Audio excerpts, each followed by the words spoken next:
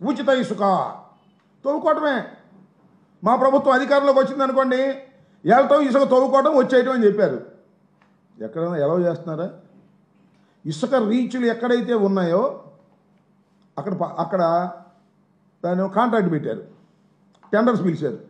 ఏమిటి? ఆ ఇసుక తవ్వటం, ఆ తవ్విని ఇసుకని తీసుకొచ్చి ఆ పక్కనే ఒక 2 మైళ్ళలోనో మన స్టాక్ పాయింట్ దగ్గర పోయటం, మళ్ళీ ఆ స్టాక్ పాయింట్లోంచి తవ్వి మళ్ళా లారీలోకి ఎత్తడం.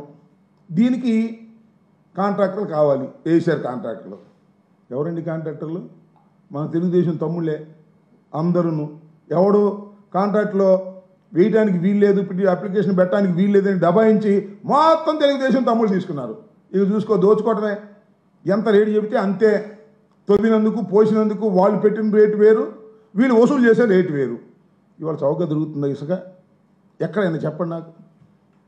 ఉచిత ఇసుక చౌకగా దొరకట్లా.